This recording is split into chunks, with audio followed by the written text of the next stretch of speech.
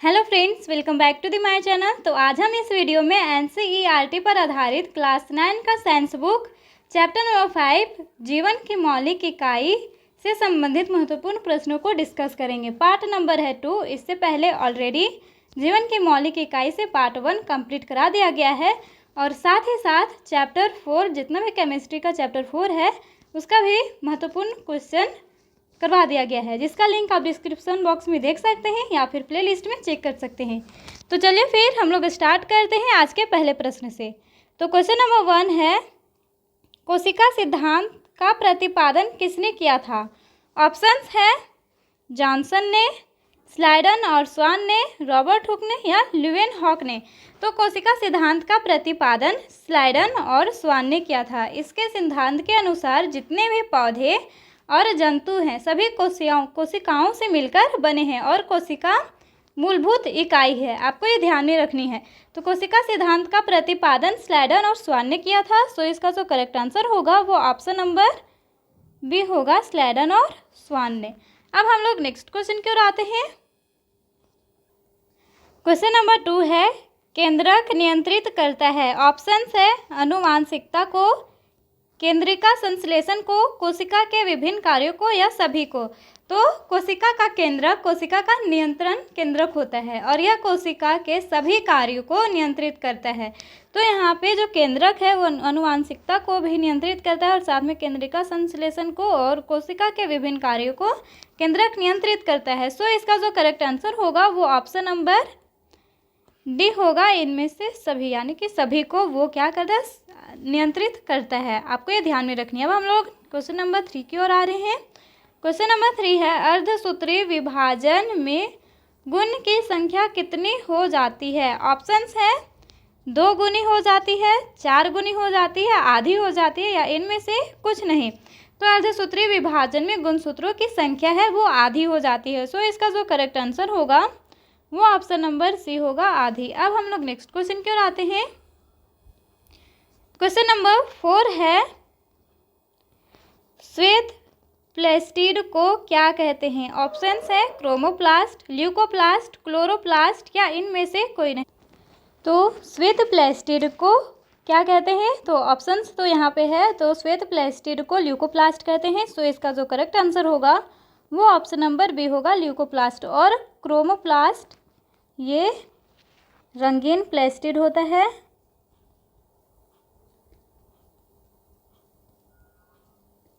ये रंगीन प्लेस्टिड होता है और जितने भी तरह के जो रंग बिरंगे फूल होते हैं, ऑरेंज कलर के, येलो कलर का या फिर रेड कलर के, वो क्रोमोप्लास्ट के कारण होते हैं। और ये जो ल्यूकोप्लास्ट है, ल्यूकोप्लास्ट में पोषक तत्व होते हैं। आपको ये ध्यान में रखनी है कि ल्यूकोप्लास्ट एक रंगहीन है, रंगहीन प्लास्टिड होते हैं और फिर इसमें पोषक तत्व होते हैं और वे मुख्य रूप से पौधों की कोशिकाओं में पाए जाने वाले रंगहीन प्लास्टिड होते हैं। आपको ये ध्यान में रखनी है। तो ये जो ल्यूकोप्लास्ट होता है इसमें पोषक तत्व होते हैं।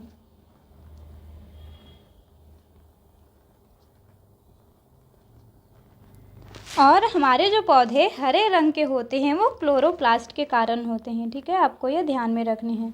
तो यहाँ पे हरे प्लास्टिड हो जाएंगे। अब हम लोग नेक्स्ट क्वेश्चन की ओर आते हैं। क्वेश्चन नंबर 5 है,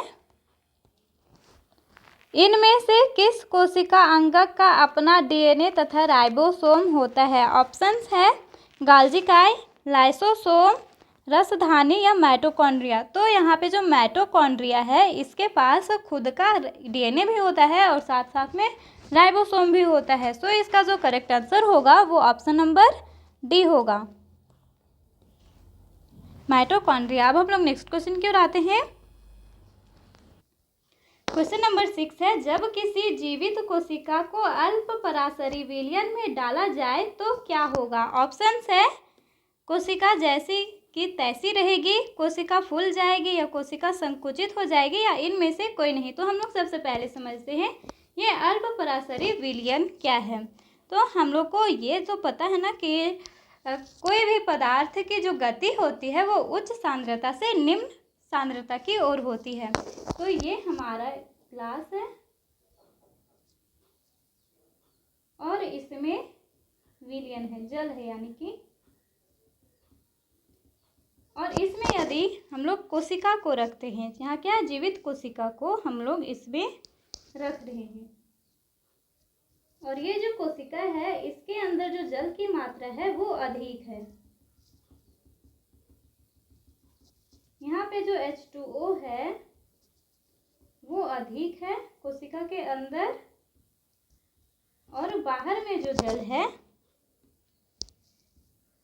यहाँ पे H2O कम है। और हम लोग को पता है कि जो विलयन जो पदार्थ होते हैं वो उच्च सांद्रता से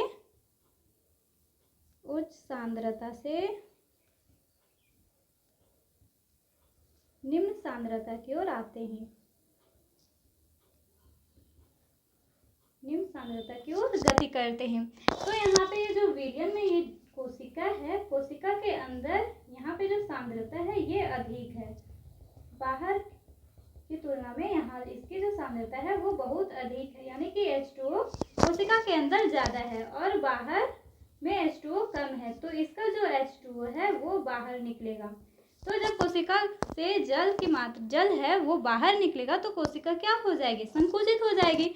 तो यहाँ पे है कि जब किसी जीवित कोशिका को अल्प पराशरी विलयन में डाला जाए तो क्या होगा, कोशिका जैसे कि तैसे रहेगी, या कोशिका फूल जाएगी, या कोशिका संकुचित हो जाएगी। तो जब कोशिका का यहाँ पे जो जल है वो बाहर निकल जाएगा तो इसका मतलब है कि कोशिका संकुचित हो जाएगी, ये सिकुड़ के एकदम पतली हो जाएगी। ठीक है, तो इसका जो करेक्ट आंसर होगा वो ऑप्शन नंबर सी होगा, कोशिका संकुचित हो जाएगी। आपको ये ध्यान में रखनी है। अब हम लोग नेक्स्ट क्वेश्चन की ओर आते हैं। क्वेश्चन नंबर 7 है, इलेक्ट्रॉन सूक्ष्मदर्शी की खोज कब हुई थी? ऑप्शंस है 1920 में, 1930 में, 1940 में या 1950 में। तो 1940 में इलेक्ट्रॉन सूक्ष्मदर्शी की खोज हुई थी, और इसके बाद जो कोशिका की जटिल संरचना तथा जो बहुत से अंगकों को समझना क्या हो गया था, संभव हो सका था। तो यहाँ पे इलेक्ट्रॉन सूक्ष्मदर्शी की जो खोज हुई थी वो 1940 ईस्वी में हुई थी। तो इसका जो करेक्ट आंसर होगा वो ऑप्शन नंबर सी होगा, 1940। अब हम लोग नेक्स्ट क्वेश्चन की ओर आते हैं। क्वेश्चन नंबर 8 है, इनमें से कौन बहुकोशिकीय जीव नहीं है? यहाँ पे ट्विस्ट है नहीं, तो इसका मतलब यहाँ पे बहुकोशिकीय जीव नहीं है। तो इस क्वेश्चन में हमें पूछा जा रहा है कि इनमें से कौन एक कोशिकीय जीव है। तो यहाँ पे ये जो बकरी है, कुत्ता है, कवक है, ये सभी तो बहुकोशिकीय जीव हैं। ये क्या है, बहुकोशिकीय जीव। और यहाँ ये जो अमीबा है ये एक कोशिकीय जीव है।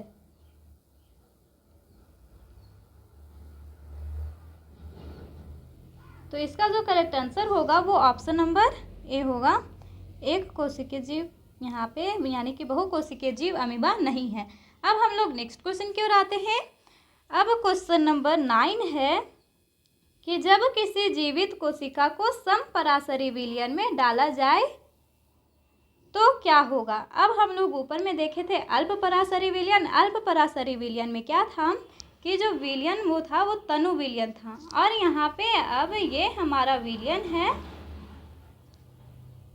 अल्प पराशरी विलयन में क्या था कि बाहर जो जल की जो मात्रा थी वो कम थी, और अंदर कोशिका के अंदर जो जल की मात्रा थी वो अधिक थी। अब समपराशरी विलयन में क्या होगा, जितना बाहर जल होगा उतना ही कोशिका के अंदर भी जल होगा।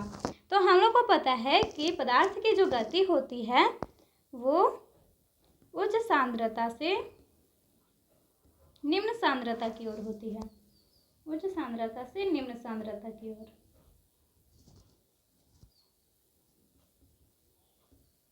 तो यहाँ पे जो विलयन है, विलयन में भी H2O समान मात्रा में है जितना कि कोशिका के अंदर है। ठीक है, कोशिका के अंदर और बाहर का जो विलयन है यहाँ पे दोनों समान मात्रा में H2O है। तो यहाँ पे क्या होगा कि ना ही तो कोशिका का जल बाहर निकलेगा और ना ही बाहर से जल अंदर जाएगा। तो इसका मतलब क्या हुआ कि जो कोशिका रहेगी वो जैसे कि तैसी रहेगी। ना ही वो संकुचित होगी और ना ही वो फूल जाएगी। तो इसका जो करेक्ट आंसर होगा वो ऑप्शन नंबर ए होगा। कोशिका जैसी की तैसी रहेगी, आपको ये ध्यान में रखनी है। अब हम लोग नेक्स्ट क्वेश्चन की ओर आते हैं। क्वेश्चन नंबर 10 है, पादप कोशिका में पाए जाने वाले एक ऐसे कोशिका अंगक का नाम बताएं जिसका अपना डीएनए तथा राइबोसोम होता है। यहाँ ऑप्शंस हैं रसधानी, प्लास्टिड, गाल्जी उपकरण या अंतर्द्रवी जालिका। तो हम लोग देखें कि जंतु कोशिका में पाए जाने वाले एक ऐसे कोशिका अंगक, तो वो था हमें माइटोकॉन्ड्रिया। जब यहाँ जंतु कोशिका रहता तब उसमें था माइटोकॉन्ड्रिया,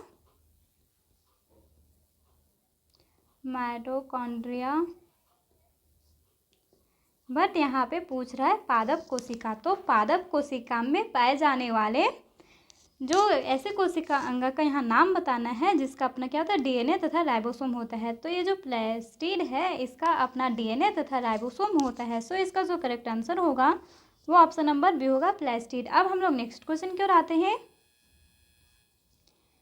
क्वेश्चन नंबर 10 है, वसा तथा लिपिड अणुओं को बनाने में कौन सा कोशिका अंगक सहायता करता है। ऑप्शंस है खुरदरी अंतर्द्रवी जालिका, चिकनी अंतर्द्रवी जालिका, गाल्जी उपकरण या लाइसोसोम। तो हम लोगों को पता है कि ये जो खुरदरी अंतर्द्रवी जालिका है ये प्रोटीन का संश्लेषण करती है, यानी कि प्रोटीन का बनाती है। और ये जो चिकनी अंतर्द्रवी जालिका है यहाँ पे वसा तथा लिपिड अणुओं को बनाती है, ठीक है। और ये जो गोल्जी का उपकरण है ये क्या करता है, ये जो हमारा कोशिका है, कोशिका के अंदर यहाँ पे ये न्यूक्लियस है और न्यूक्लियस के यहाँ पे इस तरीके से अंतर्द्रवी जालिका होते हैं। और अंतर्द्रवी जालिका में जो भी प्रोटीन का निर्माण होता है वो गोल्जी उपकरण में जाके पैक होता है। यहाँ से प्रोटीन और जो वसा और लिपिड होते हैं इस गोल्जी उपकरण में जाके पैक होते हैं। इसके बाद पूरे कोशिका में भेज दिए जाते हैं। तो यहाँ पे गोल्जी उपकरण का काम है कि प्रोटीन और वसा तथा लिपिड को पैक करके और पूरे कोशिकाओं तक भेजना। और लाइसोसोम का काम होता है कि कोशिका के अंदर जितने भी अपशिष्ट पदार्थ रहते हैं उसको पचाना।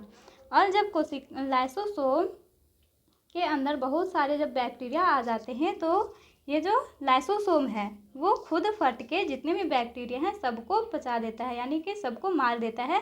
तो लाइसोसोम को हम लोग आत्महत्या की थैली भी कहते हैं। तो यहाँ पे है कि वसा तथा लिपिड अणुओं को बनाने में कौन सा कोशिका अंगक सहायता करता है। तो चिकनी अंतर्द्रवी जालिका ये वसा तथा लिपिड को अणुओं को बनाने में सहायता करती है। सो इसका जो करेक्ट आंसर होगा वो ऑप्शन नंबर बी होगा, चिकनी अंतर्द्रवी जालिका। अब हम लोग नेक्स्ट क्वेश्चन की ओर आते हैं। क्वेश्चन नंबर 12 है, कार्बन डाइऑक्साइड और ऑक्सीजन कोशिका झिल्ली के आर पार किस प्रक्रिया द्वारा आ जा सकते हैं। ऑप्शन है परासरण, विसरण, ए तथा बी दोनों होगा या इनमें से कोई नहीं। तो कार्बन डाइऑक्साइड और ऑक्सीजन कोशिका झिल्ली के आर पार विसरण प्रक्रिया द्वारा आ जा सकते हैं। सो इसका जो करेक्ट आंसर होगा वो ऑप्शन नंबर बी होगा, विसरण। अब हम लोग नेक्स्ट क्वेश्चन की ओर आते हैं। क्वेश्चन नंबर 13 है, एक कोशिकीय जीव किस प्रक्रिया द्वारा भोजन तथा अन्य पदार्थ ग्रहण करते हैं। ऑप्शंस है एक्सोसाइटोसिस, एंडोसाइटोसिस, ए तथा बी दोनों या कोई नहीं। तो एक कोशिकीय जीव एंडोसाइटिस प्रक्रिया द्वारा भोजन तथा अन्य पदार्थ को ग्रहण करते हैं। सो इसका जो करेक्ट आंसर होगा वो ऑप्शन नंबर बी होगा, एंडोसाइटोसिस। अब हम लोग नेक्स्ट क्वेश्चन की ओर आते हैं। क्वेश्चन नंबर 14 है, सबसे लंबी कोशिका कौन है। ऑप्शन है तंत्रिका कोशिका, लाल रक्त कोशिका, श्वेत रक्त कोशिका या कोई नहीं। तो सबसे लंबी कोशिका तंत्रिका कोशिका है। सो इसका जो करेक्ट आंसर होगा वो ऑप्शन नंबर ए होगा। अब हम लोग नेक्स्ट क्वेश्चन की ओर आते हैं। क्वेश्चन नंबर 15 है, अंतर्द्रवी जालिका द्वारा संश्लेषित पदार्थ किस कोशिका अंगक में पैक किए जाते हैं। ऑप्शन है गोल्जी उपकरण, लाइसोसोम, माइटोकॉन्ड्रिया या रसधानी। तो अभी हम लोग ऊपर डिस्कस किए थे कि ये हमारा है कोशिका और ये हमारा है अंतर्द्रव्य जालिका, इस प्रकार से। और यहाँ अंतर्द्रव्य जालिका में जो भी पदार्थ संश्लेषित होते हैं यानी कि प्रोटीन और वसा, लिपिड, ये सब का जब निर्माण होता है तो उसके बाद इसे क्यों कोशिका अंगक में पैक किए जाते हैं। यहाँ पूछा जा रहा है किस कोशिका अंगक में, तो अभी मैं बताई थी कि यहाँ से ये जो प्रोटीन का निर्माण होकर गोल्जी उपकरण में आते हैं, इसके बाद यहाँ पे गोल्जी उपकरण में प्रोटीन, वसा और लिपिड पैक होते हैं, इसके बाद पूरे कोशिकाओं में भेजे जाते हैं। तो यहाँ पे है ऑप्शंस, गोल्जी उपकरण, लाइसोसोम, माइटोकॉन्ड्रिया या रसधानी। तंतुद्रव्य जालिका द्वारा संश्लेषित पदार्थ गोल्जी उपकरण कोशिका अंगक में पैक किए जाते हैं। सो इसका जो करेक्ट आंसर होगा वो ऑप्शन नंबर ए होगा, गोल्जी उपकरण। अब हम लोग नेक्स्ट क्वेश्चन की ओर आते हैं।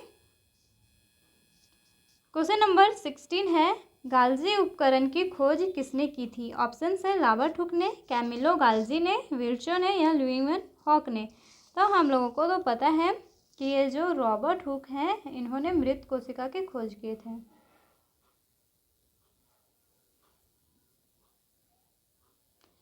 और ल्यूईस हॉक है ये जीवित कोशिका की खोज किए थे।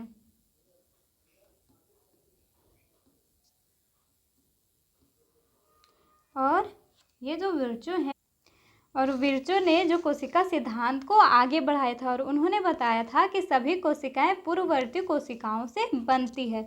जैसे कि ये हमारा कोशिका है और ये पूर्ववर्ती कोशिका से हमारा ये दो कोशिका का निर्माण हुआ है, फिर ये कोशिका से दो कोशिका बना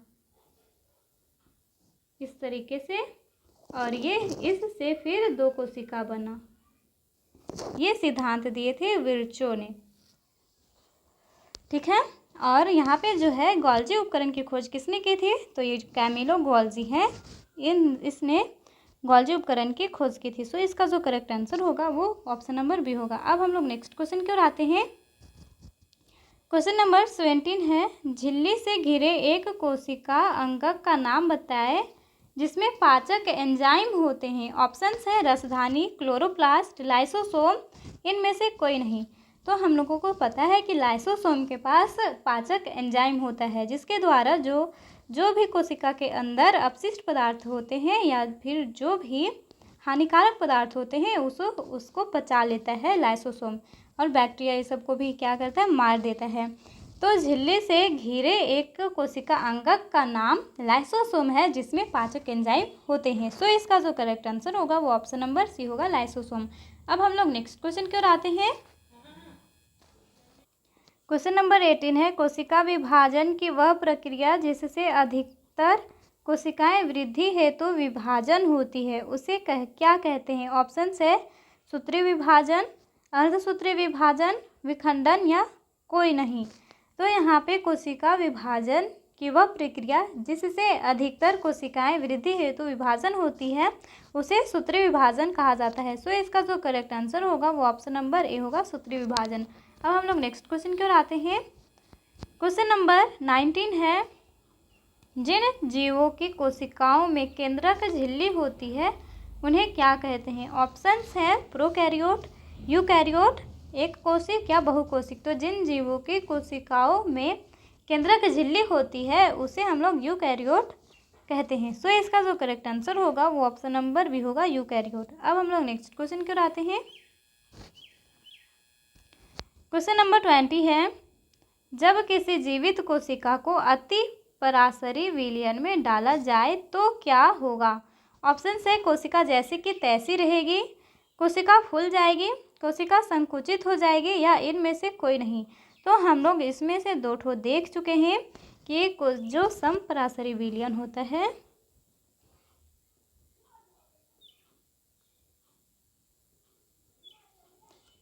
समपराशरी विलयन में कोशिका जैसे कि तैसी रहती है, और अल्प पराशरी विलयन में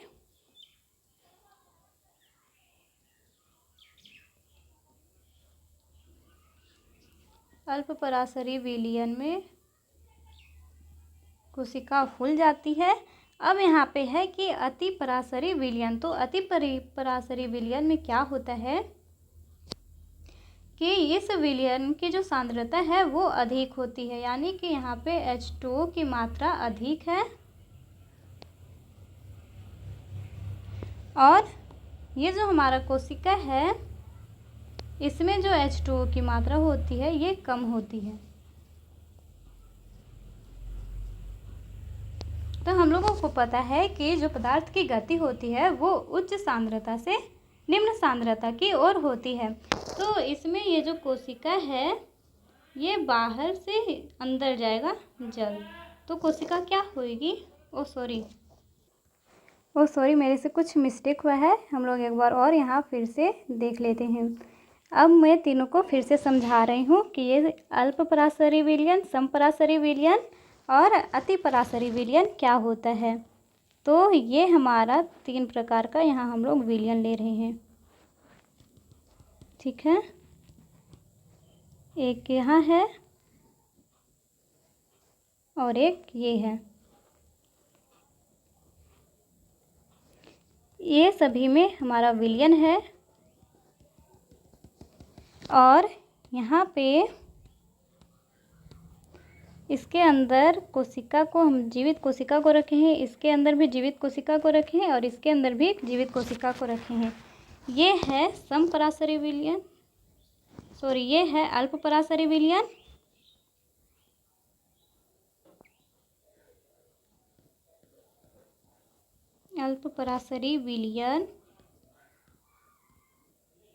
और ये है समपराशरी विलयन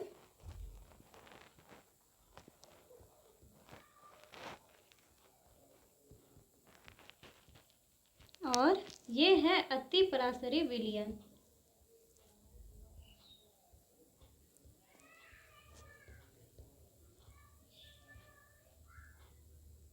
अति पराशरी विलयन।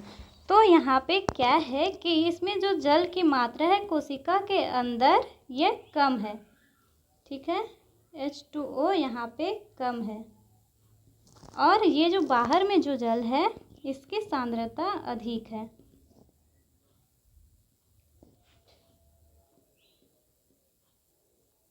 तो क्या होता है, हम लोग को पता है अधिक से कम की ओर कोई पदार्थ जो गति करती है वो उच्च सांद्रता से निम्न सांद्रता की ओर जाती है। तो इसमें जो कोशिका के अंदर ये है हमारा कोशिका और कोशिका के अंदर कम जल है, ठीक है, और बाहर अधिक जल है।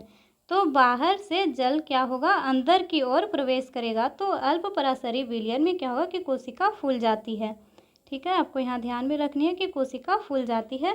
और समपराशरी विलयन में जो विलयन की जो सांद्रता होती है वो दोनों जगह समान होती है, यानी कि बाहर में भी जल समान होता है H2O और कोशिका के अंदर का भी जो जल रहता है वो समान मात्रा में ही होता है। यहाँ पे भी समान मात्रा में ही H2O रहता है। तो यहाँ से जल ना ही तो बाहर जा रहा है ना ही अंदर आ रहा है, तो यहाँ कोशिका जैसे कि तैसी होती है। और अति पराशरी विलयन में कोशिका के अंदर की जो सांद्रता होती है वो अधिक होती है और बाहर की सांद्रता कम होती है। तो यहाँ पे इसकी जो सांद्रता है वो अधिक है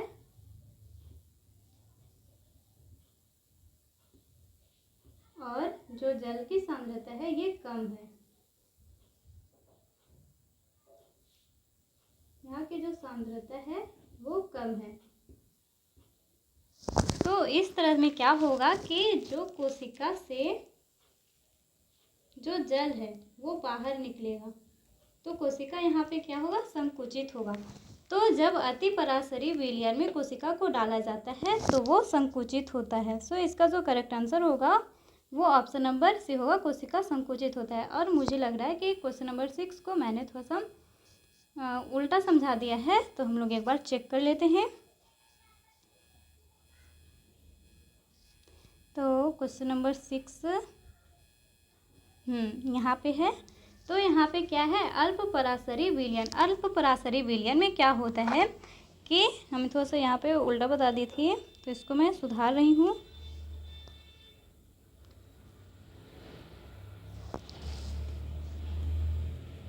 यहाँ पे जो H2O की मात्रा होती है वो कम होती है और यहाँ पे H2O की जो मात्रा है ये अधिक होगी। तो जब क्या होगा कि अधिक से क्या होता है कि कम की तरफ जाते हैं, तो यहाँ पे जो जल है H2O वो कोशिका के अंदर प्रवेश करेंगे। ये जो है वो कोशिका के अंदर प्रवेश करेगा H2O। तो यहाँ पे क्या होगा, हमारा जो कोशिका है वो फूल जाएगी। तो इसका जो करेक्ट आंसर था वो ऑप्शन नंबर बी था। तो आज हम लोग इस वीडियो में 20 महत्वपूर्ण प्रश्नों को डिस्कस कर चुके हैं। तो अब हम लोग मिलते हैं नेक्स्ट वीडियो में। इसके लिए bye, thank you and you take care.